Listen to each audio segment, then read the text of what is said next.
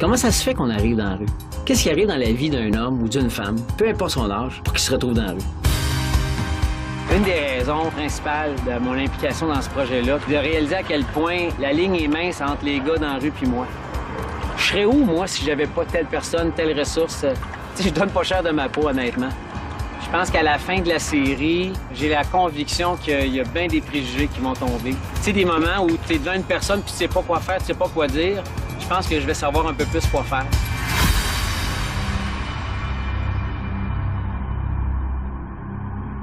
Chaque personne qu'on rencontre dans la rue est porteuse d'une histoire. On est loin de se douter que beaucoup de ces gens-là ont eu des grandes carrières, des grands talents. Qu'est-ce qui s'est passé pour que tout bascule?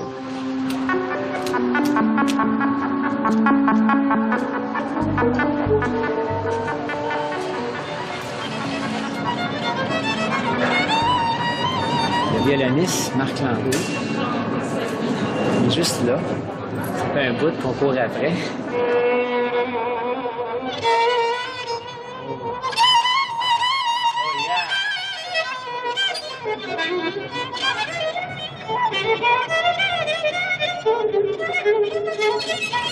Nous, ce qu'on veut faire, c'est une série documentaire sur l'itinérance.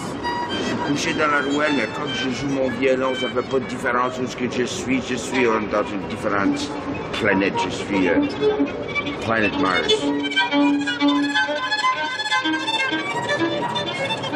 57, mais je commence. Je dois vivre jusqu'à 120, je suis sûr.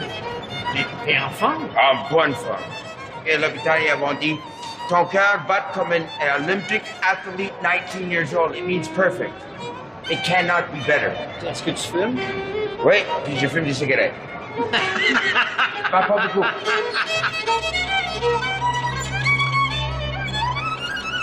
Marc Landry, c'est un personnage connu des Montréalais. C'est un grand musicien, un grand virtuose du violon, mais en même temps, il côtoie la déchéance, l'itinérance dans la rue et la grande pauvreté. Il s'accroche à son violon. C'est toute l'estime personnelle qu'il va chercher dans le regard, dans les applaudissements des autres par rapport à son grand talent. Est-ce que les gens t'appellent Marc ou Marc Landry? Oh, j'ai même conté une histoire à propos de ça. Get this. Je couche dans la rue et les ruelles. En Acadie, il m'appelait Marc Landry. Et les Montréalais m'appelait l'itinérant. Les anglophones m'appellent The Bomb. Mais en Roumanie, je suis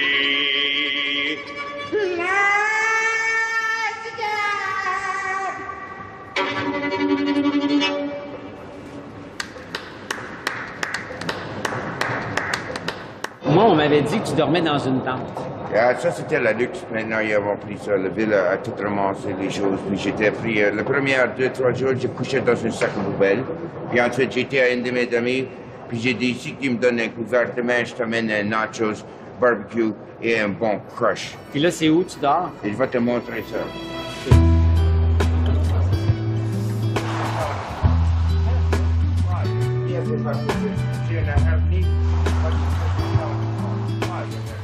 Je ramasse des boîtes de cigarettes, je mange dans la poubelle.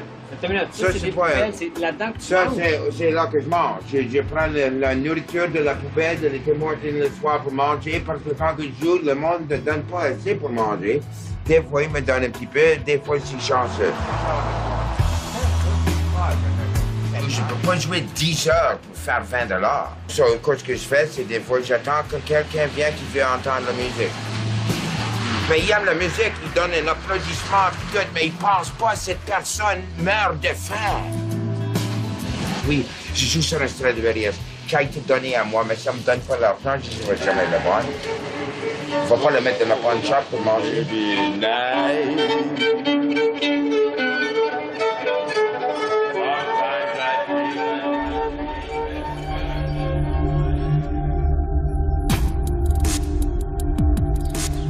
Salut. Salut. C'est quoi ton nom? Mon nom, c'est Rassan. Rassan? Rassan. Jean-Marie. Enchanté, Jean-Marie. T'as-tu un appartement? Tu vis-tu... T'as-tu un endroit où dormir? À ce moment-là, non. À ce moment-là, je suis dans la rue. Non, j'ai pas de quoi. Je suis à terre. Ça taille maintenant. Un gros problème de dépendance depuis que je suis jeune. On sent le crack. OK. Tu fais quoi aujourd'hui? Faut après la drogue, c'est tout. Là. C'est tout qu'on fait. Là. C'est tout qu'on fait. Quand on a pu, on va chercher l'argent pour en avoir d'autres. C'est juste ça qu'on fait. Mon nom, c'est Rassan Giddings. J'ai 44 ans. Je suis dans la rue. J'ai plus de but, j'ai plus de vision. Toute ma vie, c'est courir après la drogue. C'est triste, mais c'est la vérité. T'es solide. Je sais pas si t'as fait du sport, mais t'es planté solide, toi. Ouais, j'ai fait du sport. J'ai fait du sport un peu. J'ai passé ma vie dans le football. Je me suis ramassé dans la Ligue canadienne pour une couple d'années avec les Alouettes de Montréal. Combien d'années? 4 ans. 4 ans pour les Alouettes. Qu'est-ce qui s'est passé? En 2000, en pleine milieu de ma carrière, j'ai pris une année de congé pour aller en thérapie. Parce que j'étais dans les cochonneries aussi pendant que je jouais, tu sais. Les Alouettes m'ont re-signé en 2001. Ils m'ont coupé après une semaine et demie. Et je l'ai mal pris. Et j'ai lâché. J'ai laissé le démon m'envoyer. I just doing it hard. C'est la pire décision que je m'ai faite dans ma vie. Et je dis tout le temps ça.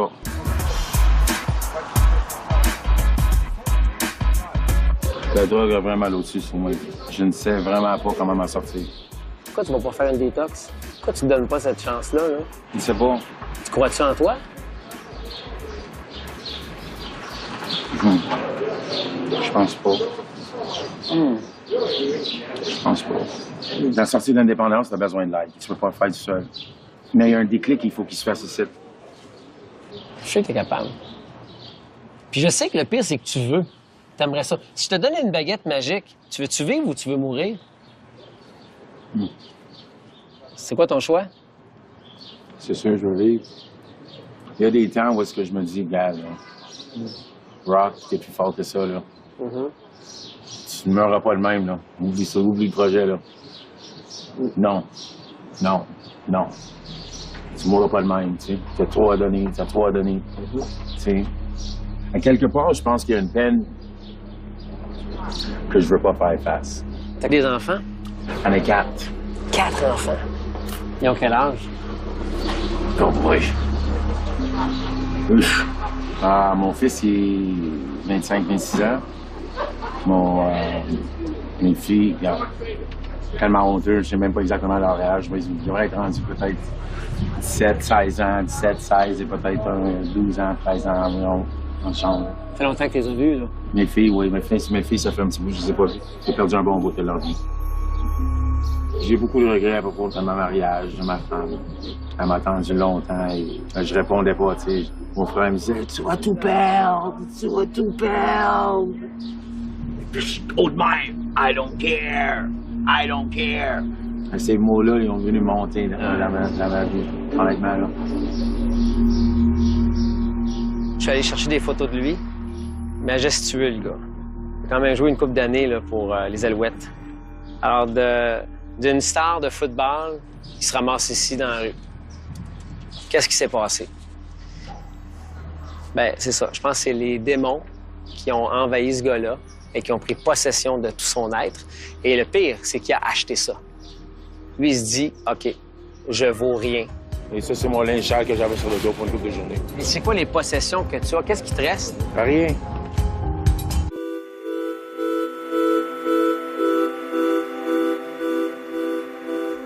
Je m'appelle Roger, j'ai 65 ans. La première fois que j'ai pris une bière, je pense que j'avais 14 ans. Et ça a dérapé. C'était l'histoire de ma vie.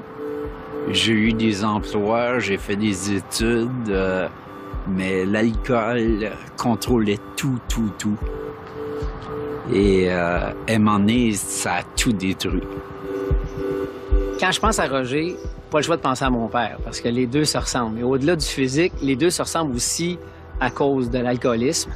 Les deux ont connu des grosses carrières, ils ont voyagé, une grande culture, mais il s'est passé de quoi pour qu'il y en a un qui se ramasse dans la rue, puis pas l'autre? C'est ma chambre, mon salon, ma cuisine. Fait que je déjeune dans le salon, je travaille dans ma chambre à coucher. T'as fait un triathlon? Oui. J'ai fait quelques triathlons, j'en ai fait quelques années. Je suis entré à l'université en activité physique. Quand je regarde ton parcours de vie, t'as eu des grosses jobs. Tu as été directeur d'une fédération de soccer, tu t'es promené, tu es allé en Europe. Qu'est-ce qui s'est passé pour que tu te ramasses dans une chambre ici à Rosemont? Oh boy, assieds-toi parce que ça peut être long. L'alcool. L'alcool, mais qui avait commencé bien avant ça, là. Et là, ça s'est développé. L'alcool renaît ma vie. OK. C'est... Mais tu étais conscient de ton problème d'alcool à ce moment-là? Ah. Ou tu étais un peu dans le déni? J'avais un condo, ben là, plus de job, plus rien, ben, tu vends le condo, puis il faut que tu achètes ta bière toujours aussi, là. Tu sais? Okay. Puis de la bière, beaucoup, là. Okay. Fait que ça coûtait cher. Ça a été une vie tout seul. Le gars marié avec son boulot. Ma job, c'était là mes enfants. J'entraînais des jeunes, puis la vie que je menais, jamais j'ai voulu imposer ça à une femme. Ça n'avait pas d'allure. Je vois beaucoup de gens qui reçoivent de l'aide. Comment ça qu'il n'y a pas quelqu'un qui dit « Ouais, attends une minute, là. Viens, tu sais. » J'ai de la misère à croire comment ça fait que t'as dérapé tout seul. Il y en a peut-être 2 ou 3 qui ont essayé, puis je pense qu'ils ont renoncé. Ils ont dit « On ne sera pas capable de rien faire avec lui, il veut pas. » Il veut pas. C'était pas un choix d'aller faire la rue, là. J'étais alcoolique, puis j'étais mal à l'aise par rapport à un alcoolique, ça me dérangeait. Crime, contrôle-toi. Hey, je suis en plein dedans. Puis tu sais, à un moment donné, là, tu te dis...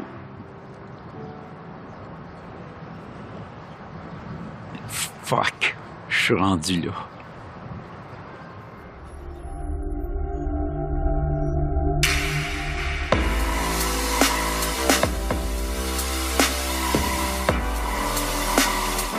Qu'est-ce que tu traînes avec toi? Et ça, c'est mon linge sale que j'avais sur le dos pour une couple de journée. Là, je vais le garager dans la poubelle, dans une matière de pain. Mais c'est quoi les possessions que tu as? Qu'est-ce qui te reste? Pas rien. C'est la drogue, je suis pas capable de rien faire. Ouais. T'es incompétent complètement. Pour ton BS, t'as besoin de remplir une petite feuille. Pour une fois par mois, remplir ton feuille, ton chien, je me vraiment faire ça quand je suis à la drogue. Complètement incompétent. C'est pas pour rien que je suis libre, j'ai rendu ça dans la vie, tu sais. J'ai certaines affaires qu'il faut que j'adresse, tu sais. Tu comprends? Pas vivre de même. J'ai perdu la maîtrise de ma vie, c'est sûr. À un moment donné, je faisais ma petite consommation, mais j'étais capable de quand même garder ma vie en ordre un peu, tu sais. À un moment donné, avec la pression du football, je pense que le stress a monté, comme ma consommation a remonté, j'ai perdu la maîtrise. Peut-être aujourd'hui, le fait que j'ai parlé, que j'ai osé de faire ça, peut-être c'est le début de mon déclic, tu sais. Tu comprends? J'aurais jamais fait ça il y a 1 an. Jamais, jamais, jamais. Y a-t-il quelque chose qu'on peut faire pour toi? J'ai besoin d'essuyer. On va t'en chercher. OK. Ouais. Parce que s'ils ont l'air, s'ils sont cheap, j'ai besoin d'essuyer. Quelle pointure tu portes? Mes filles sont tellement enflées, peut-être des 13 maintenant.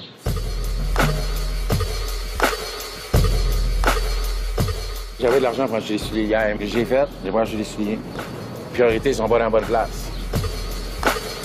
Alexandre, je suis avec un gars présentement. Il m'arrache un petit peu, il a besoin d'aide, mais là, il a surtout besoin d'une paire de souliers. Je sais pas si on peut te rencontrer. Toi, es-tu à SOS présentement? Des 12 ou des 13? T'as-tu ça?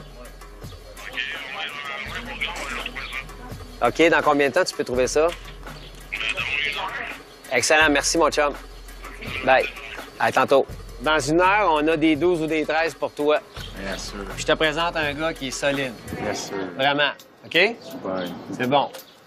Les gens qui ont connu des grands sommets, des médaillés olympiques, des joueurs professionnels, là, ils tombent de haut en maudit quand ils reviennent dans une vie plus ordinaire.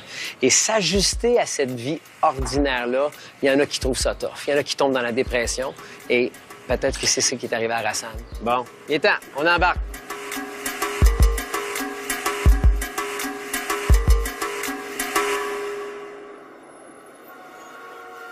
Quand je pense à Roger et à Rassan, c'est assez évident qu'est-ce qu'ils ont en commun. Les deux ont une passion pour le sport, ont une grave problématique de dépendance, sont tombés de haut, mais aussi les deux ont quelque chose en commun, c'est qu'ils sont conscients de leur fragilité. Il y a 4-5 ans, je m'aperçois que physiquement, ça va pas, là. J'avais des problèmes de foie, j'étais en pleine cirrhose. Ça a commencé comme ça, à essayer de quitter l'alcool. J'ai foiré 2 autres fois. La 3e fois, là, il y a une nouvelle docteure. Elle dit, là, monsieur, là, ça tient à vous. Prochaine bière, vous mourrez. Je dis, j'ai plus le choix.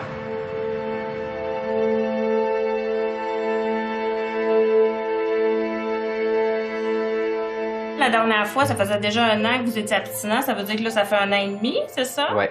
Est-ce qu'il y a eu des rechutes? Non. Il n'y a pas eu de rechute significative, là. Il faut que je m'occupe de ma santé parce que mon foie, il fait juste la job qu'il est capable de faire. Pas plus. Ma vie est précaire, mais je suis heureux, je survis. Il fait soleil, c'est beau. C'est ça la vie. J'ai une belle paire de souliers ici. Yeah, baby, yeah. Ils sont beaux. Ah, yeah, yeah. Yeah, yeah, baby, yeah. Je suis content. Ce qui est difficile dans la rue, là, c'est les 2-3 premières journées. T'as vu des quêteux toute ta vie, là, puis là, tu te dis, j'en suis un. La drop, elle est sérieuse.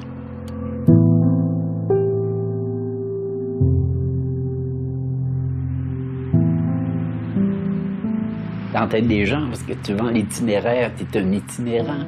C'est pas le plus beau métier du monde, là. Pour moi, là, c'est juste vendre ma revue puis toucher les sous. Quand il fait moins 30 au mois de janvier puis qu'ils vendent, puis tu tiens ta revue, tu dis, as-tu un tabouret qui va me l'acheter? mais à un moment, il arrive quelqu'un qui change de quoi.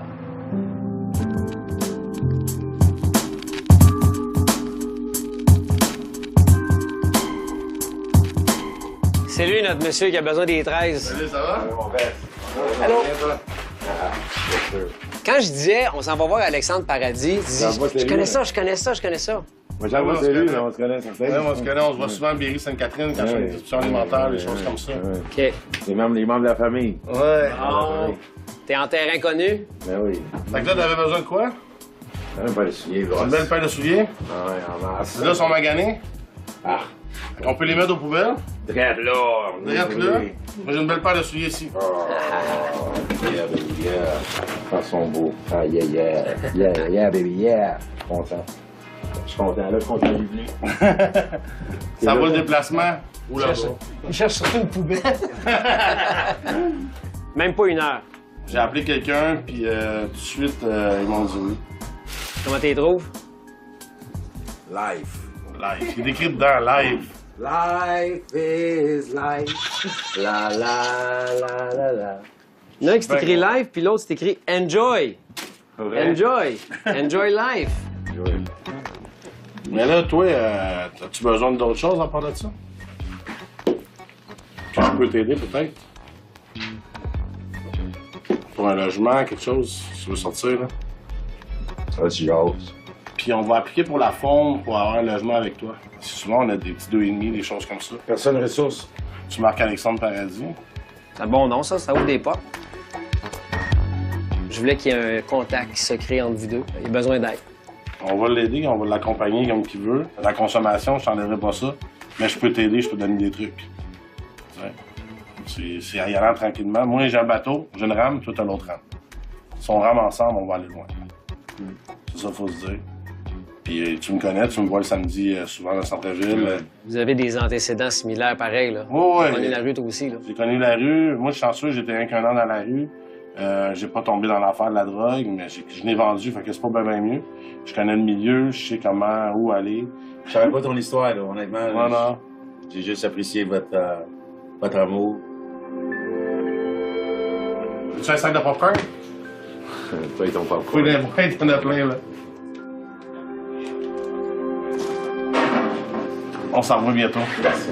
Merci, champion. C'est moi qui te remercie d'être passé. Merci Jean-Marie. Hey, merci, Alex. Merci bien gros. Comment tu te sens? Je savais pas son vécu, où il venait aussi, je savais pas son histoire, pas en tout. C'est bien, ça m'encourage. N'importe quand que je vois quelqu'un s'en sortir, ça m'encourage. Ça m'encourage beaucoup. Pourquoi ce quelqu'un-là, ça pourrait pas être toi? Ouais, c'est sûr. C'est sûr. Hey, prends soin de toi, OK? Yeah. Be good. Keep in touch, on va se revoir. OK? J'ai déjà entendu une phrase qui dit « Avec un grand talent vient de grandes responsabilités ». Marc, c'est un virtuose. Rassan a joué au niveau professionnel. Puis Roger a une carrière importante dans le monde du sport. Il s'est même promené partout dans le monde. Donc oui, à grand talent viennent des responsabilités, mais vient aussi une grosse fragilité. J'étais capable d'en prendre en taboire, puis avoir l'air fonctionnel, tu sais. Mais dans le fond, je le sais que je ne l'étais pas à 100 Regarde, t'as les mains sur le guidon. C'est toi qui dirige ta vie. Donc, go, lâche pas.